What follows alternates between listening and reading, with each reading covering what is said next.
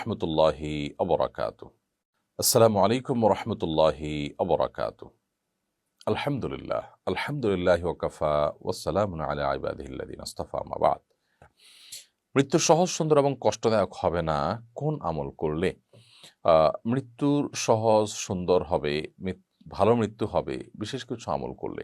তার মধ্যে থেকে একটা হলো যে যারা আল্লাহ তাআলাকে রব হিসাবে মেনে নিয়েছে এবং এরপরে অটল অবিচল থেকেছে, জীবনে কখনো এখান থেকে আর পিছপা হন নাই। আল্লাহ তাআলাকে রব হিসাবে স্বীকৃতি দিয়েছেন।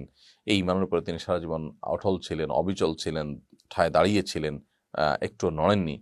তাহলে সেক্ষেত্রে এই ব্যক্তিদেরকে মৃত্যুর আগ মুহূর্তে আল্লাহর পক্ষ থেকে ফেরেশতারা এসে সুসংবাদ জানান। ইন্নাল্লাযীনা ক্বালু রাব্বুনাল্লাহু সুম্মা ইসতাকামু তাতানাজ্জালু আলাইহিমুল মালায়েকা। যারা আ আল্লাহ তাআলাকে রব হিসাবে স্বীকৃতি দিয়েছে এবং এর উপর অটল ছিল, মৃত্যুর আগে তাদের কাছে আল্লাহর ফেরেশতাগণ আসবেন এবং তারা বলবে, আল্লাহ তাখাফু ওয়া লা তাহজানু, তোমাদের কোনো ভয় এবং শঙ্কা করবার কোনো কারণ নেই, তোমরা এগুলো করবে না। ও আবশিরু বিল জান্নাতি আল্লাতী কুনতুম তুআদুন, এবং যে জান্নাতের ওয়াদা এবং প্রতিশ্রুতি তোমাদেরকে দেয়া হতো সেটার ব্যাপারে সুসংবাদ গ্রহণ করো। এজন্য একজন ঈমানদার তিনি কিন্তু আ উম আ মৃত্যুর স তার ভালো মৃত্যু হওয়ার জন্য আল্লাহ তাআলাকে রব হিসাবে স্বীকৃতি দেওয়ার পর সারা জীবন তার কাজে কর্মে আল্লাহই আমার পালনকর্তা, সে বিশ্বাস তার মধ্যে থাকবে, সে বিশ্বাসের প্রতিফলন তার মধ্যে ঘটবে, ঈমান তার মধ্যে থাকবে। আ মৃত্যু সহজ এবং সুন্দর হওয়ার জন্য নবী সাল্লাল্লাহু আলাইহি ওয়াসাল্লাম আল্লাহ তাআলার কাছে দোয়াও করতেন। বিশেষ করে হুসনে খাতেমা বা শুভ পরিণাম আ আল্লাহ তাআলার কাছে চাওয়া হতো এবং তিনি বলেছেন যে ইন্নামাল আমালু বিল খাওয়াতিম, মানুষের শেষ যদি ভালো হয়, মৃত্যুটা যদি ভালো হয়, ঈমানের সাথে হয়, সেটাই হলো আসল বিষয়। আগে কি করেছেন তার চেয়ে বড় জিনিস হলো তার মৃত্যুটা কিভাবে হয়েছে, কোন অবস্থা হয়েছে, তওবা অবস্থা হয়েছে, আল্লাহর কাছে অনুতপ্ত অবস্থা হয়েছে, আল্লাহর প্রিয় বান্দা হওয়ার পথে তিনি অগ্রসর সে অবস্থা হয়েছে, ঈমানদার অবস্থা হয়েছে।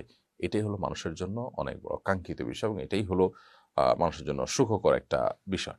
তো এইজন্য নেক মৃত্যু যেন হয়, ঈমানের মৃত্যু যেন হয়, নবী করিম সাল্লাল্লাহু আলাইহি ওয়াসাল্লাম আল্লাহ তাআলার কাছে দোয়া করতেন। আল্লাহুম্মা ইন্নী আসআলুকা হুসনাল খাতিমা জাতীয় দোয়া হাদিসে বর্ণিত আছে।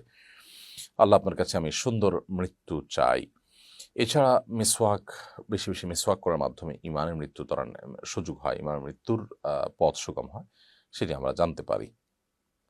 এবং এর বিপরীত কাজগুলো সেগুলো আ যদি আমরা করি তাহলে সেক্ষেত্রে ঈমানদারের মৃত্যু কঠিন হবে। একটা হাদিস আমরা জানি যে ঈমানদার যেকোনো মানুষের জান কবজ করার জন্য আল্লাহ তাআলা নির্দিষ্ট ফেরেশতারা আসেন। তারা এসে ওই ব্যক্তির রূহ এবং প্রাণ কবজ করেন।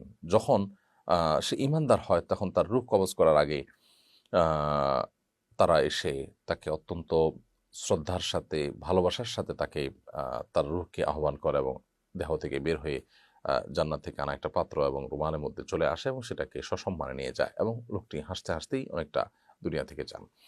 আর এর বিপরীতে যারা জাহান্নামী হয় তাদের মৃত্যু হয় অত্যন্ত করুণ এবং অত্যন্ত কষ্টের। নবী সাল্লাল্লাহু আলাইহি ওয়াসাল্লাম বলেছেন, মৃত্যুর যন্ত্রণা যে কি, এটা যদি তোমরা বুঝতে, অর্থাৎ মৃত্যুর সময় একজন অবাধ্য, একজন কাফির যে কি পরিমাণ কষ্ট হয়, ছাগলের শরীর থেকে যেরকম, জীবন্ত ছাগল থেকে চামড়া ছেড়ে ফেললে যেরকম কষ্ট হয়, রূহ বের করার সময় এরকম কষ্ট হয় একজন আল্লাহর প্রতি অবিশ্বাসী মানুষের, আল্লাহর প্রতি অবাধ্য মানুষের, জাহান্নামী মানুষের। তো এইজন্য ভালো মৃত্যুর জন্য আমাদেরকে ঈমান আনতে হবে এবং মৃত্যু থেকে বাঁচার জন্য এই অন্যায়, পাপাচার এবং কুফর সেগুলোতে বেঁচে থাকতে হবে। আল্লাহ তাআলা আমাদের সকলকে মৃত্যু পরবর্তী জীবনে